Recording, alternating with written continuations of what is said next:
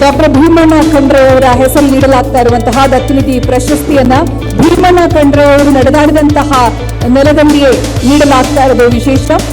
KUWJ ನೀಡ್ತಾ ಇರುವಂತಹ ದತ್ತನಿಧಿ ಪ್ರಶಸ್ತಿಯನ್ನ ಸ್ವೀಕಾರ ಮಾಡೋದಕ್ಕೆ ಶ್ರೀಯುತ ರಾಮು ಪಾಟೀಲ್ ಅವರು ಸನ್ಮಾನವನ್ನ ಸ್ವೀಕರಿಸಬೇಕು, ಈ ಪ್ರಶಸ್ತಿ ಗೌರವವನ್ನ ಸ್ವೀಕರಿಸಬೇಕು ಅಂತ ಕೇಳ್ಕೊಳ್ತಾ ಇದ್ದೀನಿ. ರಾಮು ಪಾಟೀಲ್, ಸಹಾಯಕ ಸ್ಥಾನಿಕ ಸಂಪಾದಕರು, ದಿ ನ್ಯೂ ಇಂಡಿಯನ್ ಎಕ್ಸ್‌ಪ್ರೆಸ್, ಬೀದರ್ನ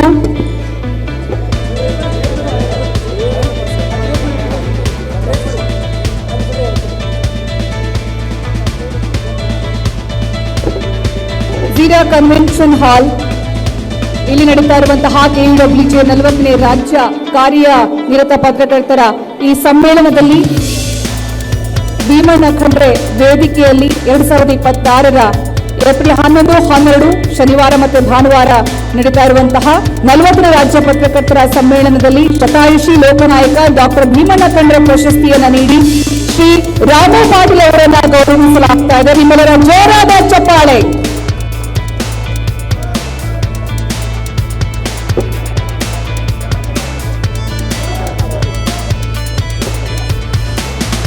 ಹಾಗೆ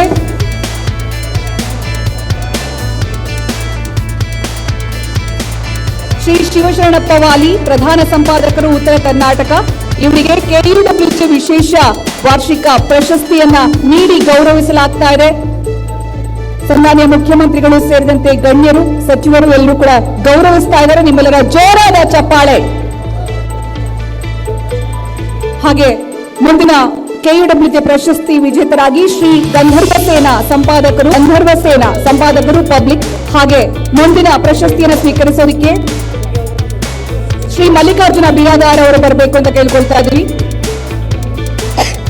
ಶ್ರೀ ಮಲ್ಲಿಕಾರ್ಜುನ ಬಿರಾದಾರ್, ಪರಿಹಾರ ಪತ್ರಿಕೆಯ ಸಂಪಾದಕರು, ಕೆಎಂಎಫ್ನ ಮಾರೇಲಿ, ಸಕ್ರಿಯವಾಗಿ ತಮ್ಮನ್ನು ತಾವು ತೊಡಗಿಸಿಕೊಂಡವರು, ತಮ್ಮದೇ ಆದಂತಹ ಸೇವೆಯನ್ನ ಪತ್ರಿಕೋದ್ಯಮಕ್ಕೆ ಡೈರಿ ಶ್ರೀ ಮಾಡಿ ಅಂತ ಕೇಳ್ಕೊಳ್ತಾ ಇದ್ದೀನಿ. ಮತ್ತೊಮ್ಮೆ ಹೆಸರುಗಳನ್ನ ಹೇಳ್ತಾ ಹೋಗ್ತೀನಿ. ಕೆ ಸಂಪಾದಕರು ಅಶೋಕ ಕೋಟೆ, ಶ್ರೀ ಗಣಪತಿ ಡಿಕೆ ಸಂಪಾದಕರು.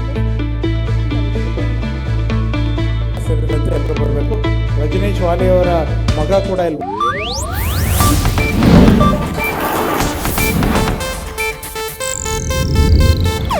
ಇದು ಏಷ್ಯಾನೆಟ್ ನ್ಯೂಸ್ ನೆಟ್ವರ್ಕ್ ಪ್ರಸ್ತುತಿ.